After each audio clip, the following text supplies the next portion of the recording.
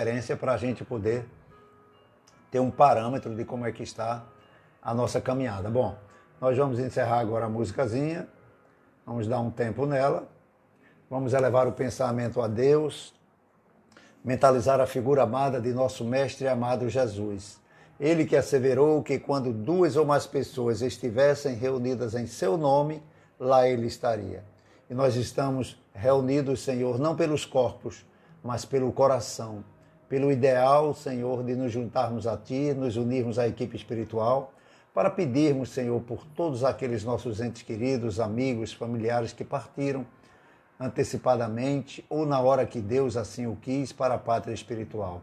Que eles sejam envolvidos pela Tua misericórdia e aqueles que ficaram, Senhor, que possam também ser cobertos pelo manto sagrado da nossa Mãe Santíssima Maria de Nazaré, para poderem se reconfortarem e continuarem carregando a sua cruz. E assim sendo, Senhor Jesus, é em Teu nome, unidos em um único pensamento, que nós iniciamos o nosso trabalho. Bom, o tema de hoje é extraordinário, né? Fantástico. Né? Na questão 919 do Livro dos Espíritos, o senhor Allan Kardec ele faz uma pergunta à espiritualidade amiga.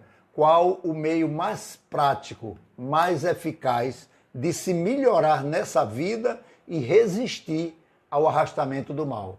E um sábio da antiguidade vos disse: conhece-te a ti mesmo.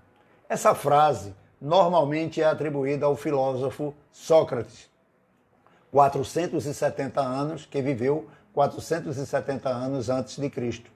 Né? A frase conhece-te a ti mesmo é, na verdade, a inscrição que se via na entrada do oráculo de Delfos, local dedicado a Apolo, o deus da luz, o deus do sol, o deus da verdade, o deus da profecia na mitologia grega. Então buscava-se o conhecimento do presente, o conhecimento do futuro, por intermédio das sacerdotisas. Na filosofia socrática, o conhece-te a ti mesmo se tornou uma espécie de referência na busca não só do autoconhecimento, mas no conhecimento do mundo e no conhecimento da verdade.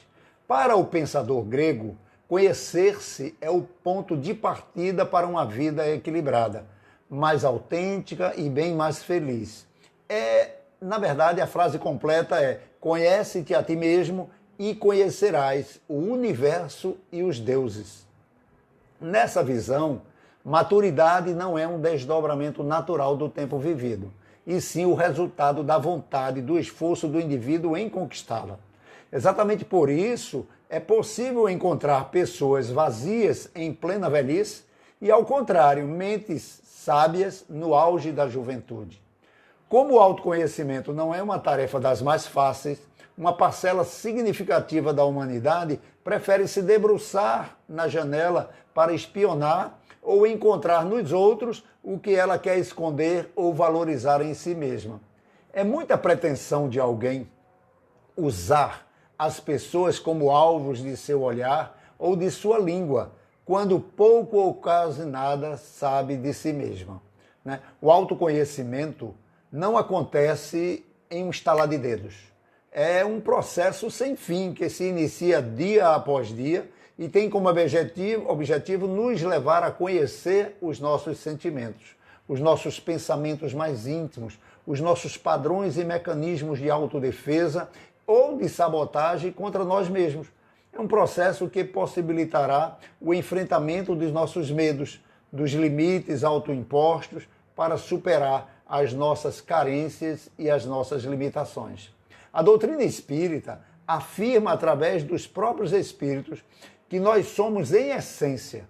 O que nós somos em essência, nós somos seres imortais. Começa logo esse primeiro conhecimento. Isso já amplia muito o nosso universo. Né? Nós somos indestrutíveis. Né? Mas por séculos sem fim, nós nos confundimos com o nosso próprio corpo, esquecendo que nós somos um espírito que estamos momentaneamente presos a um corpo. Largou o corpo, o espírito continua do jeito que ele era, com os mesmos pensamentos, os mesmos sentimentos e as mesmas vontades. E é a partir desse entendimento que a doutrina espírita dialoga com a questão 919 do Livro dos Espíritos. Mas mesmo ciente dessa condição, de que estamos aqui de passagem, que a verdadeira vida é a pátria espiritual, que nós iremos passar de qualquer maneira, a gente, mesmo sabendo disso, a gente teme a morte, né? Porque algo dentro de nós está nos dizendo que existe um perigo do outro lado. A gente ainda não sabe o motivo, mas esse autoconhecimento vai nos libertar desse medo, dessa angústia, desse temor da morte. Não sabemos o motivo desse medo, mas nós sabemos que ele é forte e que ele nos domina. Na escala espírita, que o Sr. Allan Kardec colocou pedagogicamente, ele classifica os espíritos na sua realidade em 3 ordens, didaticamente para ter uma compreensão básica.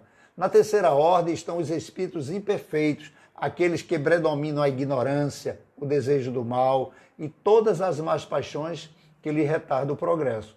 Na segunda ordem estão os bons espíritos, são os que já desejam o bem e esse bem predomina diariamente nos seus corações. E os da primeira ordem são os espíritos puros. Estes não precisam mais reencarnar. Eles nem precisam passar por prova e nem por expiações. Começa o processo de autoconhecimento. Nós estamos classificados como espíritos da terceira ordem. Aqueles que predominam ainda a ignorância, o desejo do mal e as más paixões. A gente pode até, não, mas em mim não existe não. Elas existem, agora elas estão sendo freadas, estão sendo bloqueadas, graças a Deus. Isso já é um grande avanço dentro dessa escala de espíritos imperfeitos. Mas o mal ainda habita dentro de nós, depende da situação para colocá-lo em prática. Ter essa consciência é fundamental para o processo de reforma íntima, que é, diga-se de passagem, intransferível. No capítulo 17º do Evangelho segundo o Espiritismo, que tem o título de Sede Perfeitos, os bons espíritas são os bons cristãos, diz Kardec, lá nesse capítulo. Ele reconhece-se o verdadeiro espírita, ou seja, pela sua transformação moral e pelo esforço que emprega em combater as suas inclinações mais. Então, enquanto um se contenta com o seu horizonte limitado, não, eu sou assim mesmo, eu nasci assim, vou morrer assim, outro que pretende alguma coisa, se esforça em desligar-se dele, né, dessas más inclinações, e sempre vai conseguir se a vontade for firme. Seja qual for, um vício, né, um palavreado chulo, se esforçar, consegue. Pedis e obtereis. Como nada acontece por acaso, a situação desagradável vai se repetindo. Ela desestrutura o ser, ela traz raiva, medo, sensação de impotência, sensação de fracasso. Mas por que é que essas sensações se repetem? O que é que está faltando para se aprender com elas? Porque toda dor que bate na nossa porta, ela traz uma lição. Então são coisas simples do dia a dia que acontecem e a gente vai tornando isso um hábito comum da vida, onde nós deveríamos combater.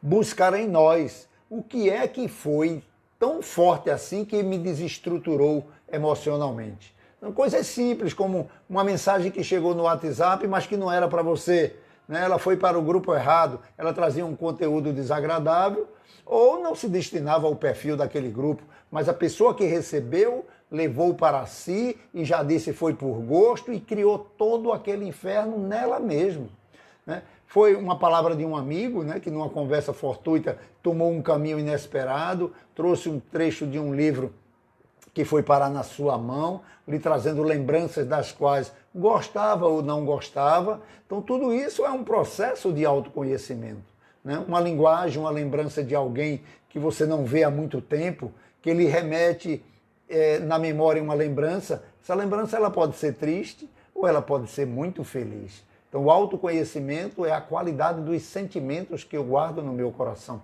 São ferramentas ou métodos que nos apoiam nesse processo de autoconhecimento e na compreensão de que nada acontece por acaso.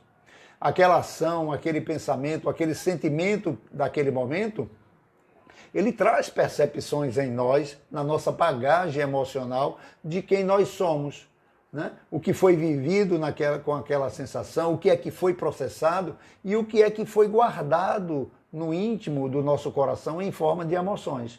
Então, entender aos poucos, sem estresse, que os acontecimentos trazem uma leitura diferente para cada indivíduo.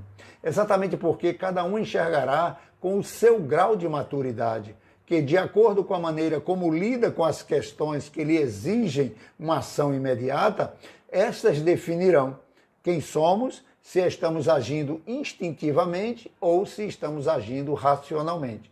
O Senhor Kardec, entendendo a importância deste tema, ele pergunta nessa mesma questão 919, 919A, olha, nós compreendemos a sabedoria dessa máxima, mas a dificuldade está precisamente em conhecer a si mesmo. Então, qual o meio de se chegar a isso? E quem ajudou a ele, na hora dessa pergunta, foi o filósofo Santo Agostinho de Hipona. Ele diz assim: fazei como eu fazia quando vivi na terra. No fim de cada dia eu interrogava a minha consciência, passava em revista o que havia feito e perguntava a mim mesmo se não tinha faltado com o cumprimento de algum dever ou se ninguém teria algum motivo para se queixar de mim. Então esta prática deve ser realizada com constância até fazer parte da nossa rotina, se tornar um hábito diariamente, como aquele hábito de orar antes de dormir e orar ao se acordar. Então um hábito de fazer uma revisão diária, porque se a gente deixa para fazer essa revisão no dia 31 de dezembro, eu só vou saber o que aconteceu naquele dia. Eu sei lá o que aconteceu no dia 31 de fevereiro, de janeiro, né, de março, dia 28 de janeiro. Então é dia a dia que a gente sai eliminando as coisas ruins e guardando as coisas boas para continuar praticando. Então é como um estalar de dedos. De um momento para o outro, essa atitude nos deixa desperto. Não agiremos mais como um autômato, né? Aquela pessoa que acorda, levanta, toma café, vai para o trabalho, fica irritado no trânsito, briga com um amigo, e aí discute até com alguém dentro de casa antes de sair, e continua. Pensa que vai pagar as contas, pensa que volta para casa, deita, dorme, come, espera o dia seguinte para repetir as mesmas atitudes dia após dia. Como diz, né? Quando diz o grande sábio indiano, né? Vive como se nunca fosse morrer e morre como se nunca tivesse vivido. Então a doutrina espírita ela vai nos conduzindo naturalmente, mais cedo ou mais tarde, através do convite do mestre. Importante entender esse convite, é o que nós estamos fazendo agora. Vinde a mim, todos vós que estáis aflitos e sobrecarregados. Nós estamos reunidos aqui não é porque somos santos, precisamos um dos outros. Então, nós estamos nos fortalecendo e a espiritualidade está nos envolvendo com essa força, igualitando, cada um pegando na sua quantidade de fé e de esperança, né? Então, até de uma maneira assustadora, a gente passa a observar e a sentir-se insatisfeito e perguntar a gente mesmo em determinado momento: o que é que eu estou fazendo, na verdade, nessa vida? Né? O que é importante para mim de verdade? Porque eu reluto tanto em tomar as decisões acertadas que me chegam por canais diversos, né? O fato é que não dá para delegar o autoconhecimento para um amigo, para um terapeuta, para um psicólogo, para um psiquiatra, e muito menos para aqueles que dividem conosco o mesmo teto. Estes, com certeza, já estão cansados de dar conselho para nós. Então a decisão a ser tomada depende de nós mesmos. E é bom que seja assim. Porque lá na frente, ninguém vai nos cobrar a responsabilidade das decisões mal tomadas no meio do caminho. Porque existem questões que precisam ficar claras, né? Aquele que já entendeu que não cai uma folha de uma árvore sem a permissão de Deus, sem o seu consentimento, este não está vivendo por acaso, né? Então isso já é um ótimo começo. Tudo que ele pensa, não, Deus está vendo, né? Esse vírus aí, Deus está vendo. Esse vírus não foi o homem que botou, isso faz parte da natureza, então ele tem uma lição para ser dada. Então não pode se afligir, tem que se cuidar. Agora é preciso meditar, né, para tomar as rédeas da vida e das emoções, entendendo que mais cedo ou mais tarde irá se deparar com o seu eu integral, ou seja, com a sua própria consciência, que era e que será o nosso cobrador, será o nosso juiz, o nosso carrasco ou o nosso amigo. É um caminho longo, de muitas curvas de me desculpe, de muitas descidas de me perdoe, do eu entendo, não se preocupe, eu sei que foi sem querer. E assim a gente vai construindo dentro de nós a tolerância, a paciência, né? Criando amigos de verdade, né? Pelo bom relacionamento. E foi assim que o filósofo Santo Agostinho fez, Agostinho de Hipona. Ele chegou a se conhecer e ver que necessitava de a reforma no seu íntimo. Ele afirma que todas as noites, que lembrasse de todas as suas ações do dia, se perguntasse se fez o bem ou se fez o mal, pedindo a Deus e ao seu anjo da guarda, na hora que ele ia deitar, que durante a noite o orientasse. Porque senão ele precisava receber uma aula, uma lição. Como é que eu ajo perante uma situação dessa? Para que eu não me irrite, né? Pois ele diz que sempre recebia essa ajuda e acordava mais disposto, mais confiante, né? E foi isso que Jesus se referiu. Pedis e obtereis, batei e vos abrirá. Agora nós temos que pedir a Jesus coisas para o Espírito. As coisas materiais, cada um que carregue a sua cruz e coma com o suor do seu rosto, né? Então, antes de deitar, indagai a própria consciência se fizeste alguma coisa que censuravas nos outros, se praticasse uma ação que não confessarias praticar, né? Até em forma de pensamento. Puxa vida, eu tive um pensamento hoje, meu Deus do céu, condene. É você com você mesmo, a briga será sempre conosco mesmo, né? Então, meditar sem receio, refletindo, e se Deus me chamasse agora, nesse momento? Se eu fosse entrar agora no mundo espiritual, será que eu temeria alguma coisa na minha mente, no meu coração, para poder entrar e me encontrar com meus entes queridos, que vão ver-me a alma transparente? Será que eu teria necessidade de pedir perdão a alguém ou de perdoar alguém que eu deixei na terra? Será que eu estou partindo com mágoa, com ressentimento, né? Com medo, com angústia? Então essas respostas serão sempre um motivo de repouso para a nossa consciência que indicarão, né, um mal que deve ser curado. Então, ao identificar o mal, eu não tenho que ficar aflito, tem que procurar a solução. Porque nas palavras do infinito, pelo espírito Humberto de Campos, psicografia de Chico Xavier, ele diz que 3 meses apenas de desencarnado, o espírito Humberto de Campos, o irmão X, retornou ao além. E voltou, né? Ele retorna através de Chico Xavier, quando Chico Xavier tinha 24 anos. E ele começou a escrever, sacudindo o país inteiro com suas crônicas de além-túmulo. Os jornaleiros na época gritavam extra, extra, extra, mensagem de Humberto de Campos, depois de morto, e o povo ficava lendo com sofreguidão. Era uma notícia espetacular, porque Humberto de Campos narrava com a poesia que ele tinha na alma, né? Então, ele, como um bom jornalista, né, quando ele chega no mundo espiritual, ele continua sendo um bom jornalista. E ele se encontra, sabe com quem? Com Judas Iscariotes. E ele faz uma pergunta peculiar a Judas. É verdade tudo que reza no Novo Testamento a respeito da sua personalidade na tragédia, na condenação de Jesus?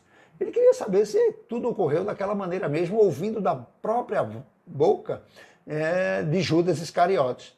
E Judas diz em partes, não literalmente, mas em parte foi. Por quê? Ponto Pilatos, ele tinha a seu encargo salvaguardar os interesses do Estado romano.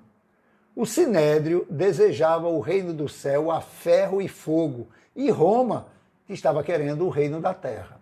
Jesus estava entre essas duas forças antagônicas com a sua pureza imaculada. O meu excessivo zelo pela doutrina do Mestre me fez sacrificar o seu fundador.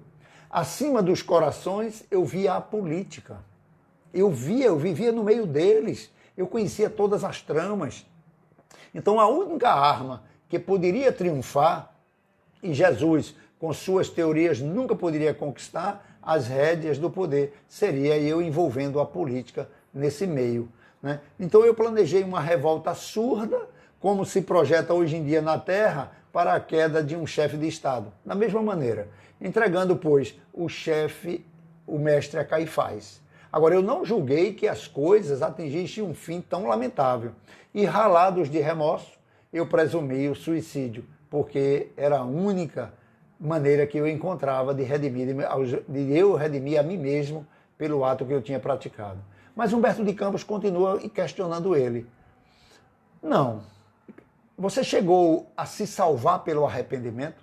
Ou seja, depois que ele se suicidou, ele quer saber se esse arrependimento dele foi o suficiente para ele ser salvo, né, de uma consciência culpada. Ele diz, não consegui. O remorso é uma força preliminar para os trabalhos reparadores. Porque o remorso ele nos leva ao fundo do poço. O arrependimento, se você não tiver uma força superior para lhe dar o suporte, você não tem como continuar sozinho. E eu estava sem forças, eu tinha dado as costas para o mestre. Eu não me achava merecedor de pedir ajuda a ele. Então, depois de minha morte trágica, eu me submeti sobre séculos de sofrimento expiatório na minha falta. Ele disse, eu sofri horrores nas perseguições infligidas a Roma aos adeptos da doutrina de Jesus. E as minhas provas culminaram em uma fogueira inquisitorial, onde, imitando o mestre, eu fui traído, vendido e usurpado. Porque, segundo Humberto de Campos, pelo médium Chico Xavier, a última encarnação de Judas Iscariotes, né, que ele teve na Terra, foi conhecida como a heroína francesa Joana d'Arc, que foi queimada nas fogueiras inquisitoriais do século XV, conforme mensagem apresentada no livro Crônicas do Além Túmulo, de Chico Xavier. Mas como julgar a si mesmo? Não se terá a ilusão do amor próprio, que atenua as faltas e torna todas elas desculpáveis? Porque sempre a gente justifica os nossos erros. Judas, então, ele não tinha conhecimento de si mesmo. Ele não sabia que por trás do amor à doutrina de Jesus havia um homem que amava ainda o poder temporal. Esse era o interesse de Judas, ser um dos dominadores de todas as situações. Como ele viu que Jesus tinha poder para isso, mas ele nunca imaginou que Jesus não fosse usar a força para não ser morto. E assim acontece com todos nós. O avaro julga-se simplesmente econômico e previdente. O orgulhoso se considera tão cheio de dignidade. Tudo isso é muito certo, mas Emmanuel, na obra Vinha de Luz, afirma que nós temos um meio e um controle muito forte para não nos enganar. Quando estiveres indecisos quanto ao valor de uma ação que vais tomar, perguntai como qualificarias se tivesse essa ação sido praticada por outra pessoa como vós. E aí tu terás a resposta. Procurar também saber o que pensam os outros. O que é que os outros pensam de você? As opiniões são importantes, mas não negligencie a opinião dos inimigos, porque eles não têm nenhum interesse em disfarçar a verdade. E geralmente Deus os colocou ao nosso lado como um espelho para nos advertir com mais franqueza, coisa que não faria um amigo, né? O amigo geralmente diz, você está bonitinho, né? Geralmente diz, Júlio, teu cabelo está branco, está tão bonitinho o teu cabelo branco, ele está me chamando de velho. Mas assim a gente vai, a gente vai entendendo, né? E vai rindo com essas coisas, né? Então o senhor Allan Kardec, né, ele traz dentro do Livro dos Espíritos perguntas extraordinárias sobre o novo conhecimento, sobre o conhecer-se a si mesmo. Na 902 ele pergunta, se é repreensível cobiçar a riqueza como um desejo de praticar o bem. Aquelas pessoas que dizem, se Deus me desse uma loteria, eu ia construir escola, hospital, creche, eu ia acabar com uma favela que tem aqui de lado de casa, né? Então, esse sentimento ele é louvável. A espiritualidade diz a Kardec, sem dúvida, quando é puro e verdadeiro. Mas esse desejo é sempre bastante desinteressado, não trará oculta por aí uma segunda intenção pessoal. A primeira pessoa a quem se deseja fazer o bem não será muitas vezes primeiro a si mesmo, não é?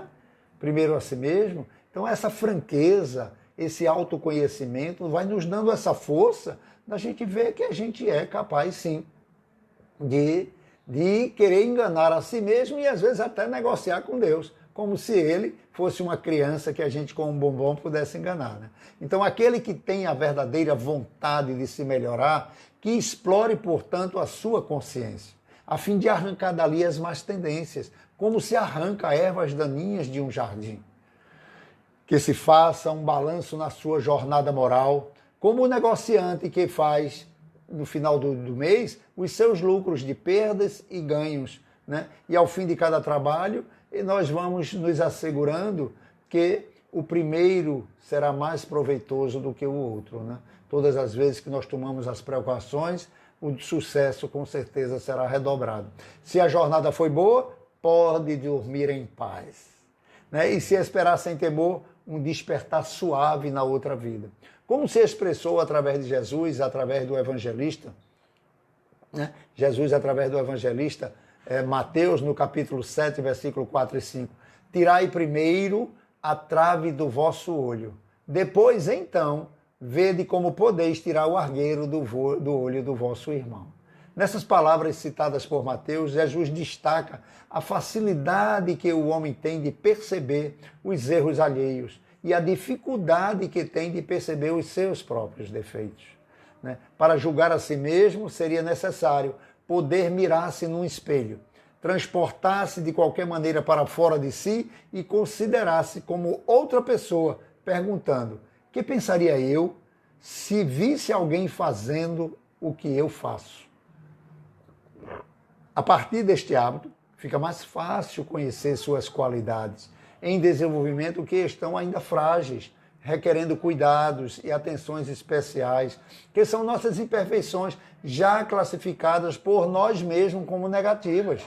Enquanto a gente identifica que é negativa, cabe a cada um tomar sua decisão.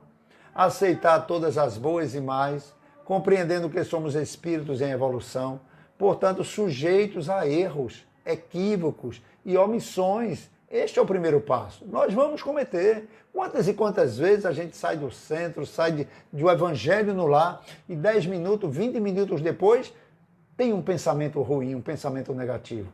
Se policia, mas também não se maltrate não, porque é fruto da sua natureza ainda imperfeita. O que eu não posso é justificar. O que eu não posso é aceitá-la, porque senão ela vai continuar comigo pela eternidade. Nós fomos criados para sermos perfeitos, espíritos puros, e vamos ser, mas o esforço é de cada um. Uns chegarão mais rápidos, outros mais lentos. Então nós estamos inseridos na lei do progresso, que é inevitável, mas ela não precisa ser feita através de dores e sofrimentos. Momento como esses, a gente tem que ampliar, né? Ampliar para desenvolver essa fé, essa amizade, esse companheirismo, né? Estamos aqui como uma grande equipe. Não estamos aqui sozinhos, eu estou sendo apenas um mensageiro da mensagem de Jesus. Não estou falando absolutamente nada de mim, nem de minhas experiências. O apóstolo Paulo, depois de ter se encontrado com o mestre na estrada de Damasco, ele repetia para si mesmo: puxa, Senhor, por que é que eu não faço todo o bem que eu quero fazer, mas continuo fazendo o mal que eu não quero fazer? Então, nesse processo, nesse mergulho interior, ele queria progredir no bem. Pelo bem e para o bem, no cumprimento das leis divinas que já tinham eclodido na mente dele. E ele passou a exigir dele mesmo, combatendo tenazmente aquilo que ele lhe fazia mal, né? Até eliminá-lo em definitivo, né? E desenvolvendo as virtudes a tal ponto, o apóstolo Paulo desenvolveu as virtudes a tal ponto, que ele mesmo, lá em Gálatas 2:20, ele diz: eu fui crucificado com o Cristo. A vida que vivo agora no corpo, vivo pela fé em Deus, que me amou e se entregou por mim. Assim, já não sou eu quem vivo, mas é o Cristo que vive em mim. Humildade, tudo que ele fazia de bom, ele dizia que era Jesus. Ele era apenas o veículo desse amor e dessa vontade. Então, nessa descoberta sobre si mesmo, o homem vai perceber que o orgulho é que ele leva a se sentir ofendido e o impede de perdoar. Também está presente na dificuldade que temos de ver quem nos disfarces dos seus próprios defeitos, né? Tanto os morais quanto físicos, não se aceitando como se é de verdade, passando a responsabilizar o mundo, quando não, o próprio Deus, pelas suas lamentações, pela sua dificuldade que ele está enfrentando. É o orgulho que leva-nos a nos perceber e a destacar no outro o mal que nós recusamos a ver em nós mesmos. Quem é psicólogo sabe disso, nessa transferência. Isso é uma ideia de falta de caridade, né? Porque ressaltando o defeito alheio, é como se eu dissesse, eu não faço isso porque eu sou melhor do que ele. Então, querendo que os outros o vejam como ele pensa que é, ou que deseja parecer ser, destacando defeitos alheios, ele acha que está escondendo os seus, desviando da atenção. Então pode ter certeza, se duas pessoas se juntarem para falar mal de uma terceira, quando esses dois se afastarem e se encontrar com o outro, vão falar um mal do outro. Porque é próprio do espírito imperfeito e todo mundo tem seus defeitos. Nós precisamos, como cristãos, ampliar o nosso olhar para enxergar o bem, o belo e o bom que todo mundo tem. Afinal de contas, nós fomos criados por Deus que é perfeito, não faz nada feio, não faz nada mal, não faz nada ruim. Por isso que Kardec afirma, o orgulho, além de ser a fonte de muitos vícios, é também a negação de muitas virtudes. Jesus se empenhou em combatê-lo como principal obstáculo ao progresso. O orgulhoso, ele tem dificuldade de ser caridoso, tem dificuldade de ser indulgente, tolerante, paciente, dificuldade de ser obediente, resignado, manso. Tem dificuldade para exercer as virtudes divinas. Então busquemos todos nós que consideramos Jesus como modelo e guia, procurar ver e destacar o bem que existe nos outros, sendo benevolentes com suas faltas, tanto quanto desejamos que os outros sejam com as nossas. Sejamos rigorosos e exigentes com nós mesmos, combatendo nossas imperfeições morais, sendo corajosos para demonstrar as pequenas virtudes que nós já possuímos. Né? Muitas vezes a gente não diz que ama uma pessoa porque ela não retribui. Não vou dizer não porque ela vai achar, não tem que achar nada. Eu amo, eu digo que eu amo.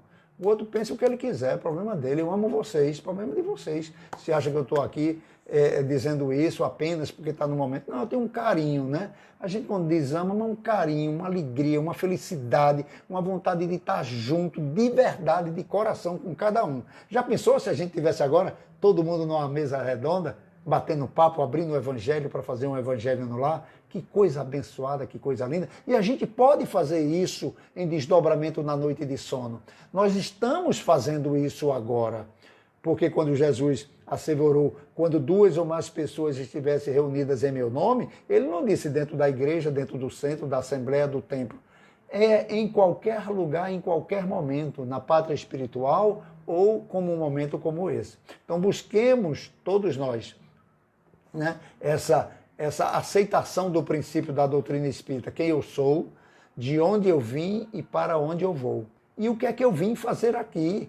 Precisamos entender esse projeto reencarnatório, né, para buscar esse reino de Deus que habita dentro de nós. Esse é o primeiro passo que tornará os outros mais fáceis nessa e em outras existências. Aquele que pode ser, com razão, qualificado de verdadeiro e sincero espírita e cristão, ele se acha num grau superior e mais adiantado moralmente. Em suma, esse é tocado no coração, né? Ele, pelo que é inabalável e se torna a sua fé. Na obra Fonte Viva, Emmanuel traz, através do querido Chico Xavier, no item 47, o título chamado Autolibertação. E ele diz, nada trouxemos para esse mundo e manifesto e nada podemos levar dele. Paulo, Timóteo 6, 7. Repetindo, nada trouxemos para este mundo. E manifesto é que nada podemos levar dele. Paulo, carta 1 aos Timóteos 6, 7.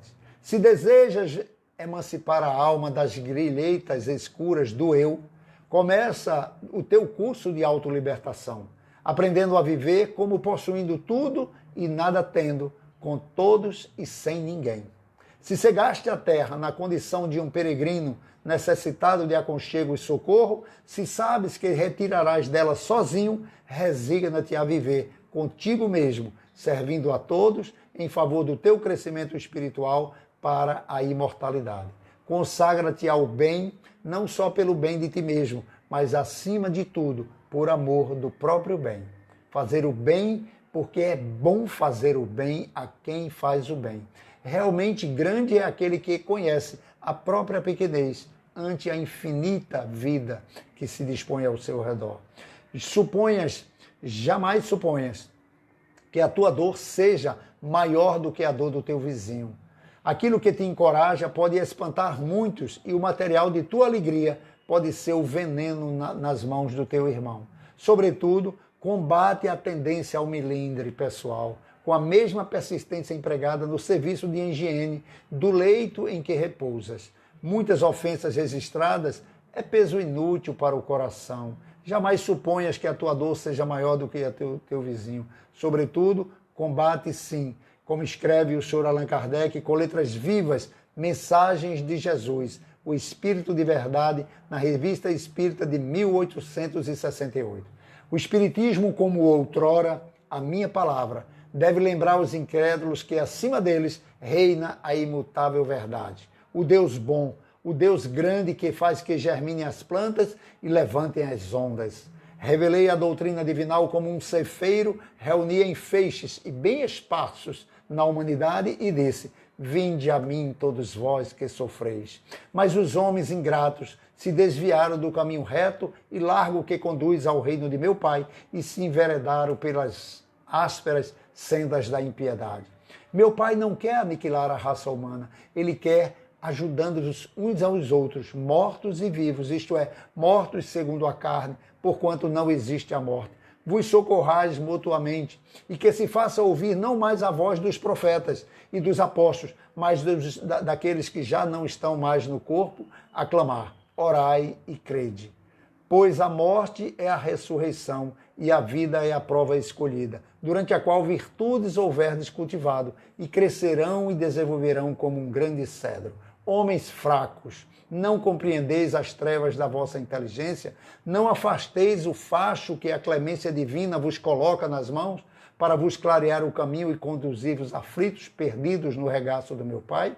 Sinto-me por demais tomado de compaixão, pelas vossas misérias, pelas vossas fraquezas imensas, para deixar de estender minhas mãos socorredoras aos infelizes transviados, que vendo o céu, caem no abismo do erro. Crede, amai, meditai sobre as coisas que vos são reveladas. Não misturei o joio com a boa semente, as utopias com as verdades. Espíritas, amai-vos, eis o primeiro mandamento. Instruí-vos, eis o segundo. No cristianismo encontram-se todas as verdades. São de origem humanas os erros que nela existem. Eis que do além, vós que julgavas o nada, vós exclamam: irmãos, nada perece. Jesus Cristo é o vencedor do mal, sedes os vencedores da impiedade. Porque, segundo o nosso querido Cassimiro Cunha, Espiritismo é uma luz gloriosa, divina e forte, que clareia por toda a vida, ilumina além da morte. É uma fonte generosa de compreensão compassiva, derramando por toda parte o conforto da água viva. Se buscas o Espiritismo, norteia-te em tua luz. Espiritismo é a escola e o mestre amado é Jesus. Que Jesus nos ampare, que Jesus nos abençoe, que leve essas vibrações amorosas para os nossos entes queridos, por aqueles que estão com dores, com aflição, inquietos, inseguros, para que eles possam buscar em Jesus, na oração, na prece, a paz que tantos desejam. Um beijo grande, fiquem com Deus, que possamos passar a semana todas orando um pelos outros. Aguardo terça-feira um tema que eu já peço que seja sobre o Mestre, é Natal. Vamos trazer um Mestre integralmente com Jesus, como todos esses que a gente sai falando, né? Porque uma palavra de Jesus, da doutrina espírita sem Jesus, não é uma doutrina espírita. Soninha, um beijo. Martinha Queiroz, um beijo. Sandrinha, Sandro querido, Santiago, Luciana, Monique, um abraço, Monique. Fica com Deus. Grande abraço a todos, muita saúde, tchau, Eleonora. Clécia, um cheiro grande, Clécia. Lelinha, te amo, Lelinha, minha irmã querida do meu coração. Obrigado, querida.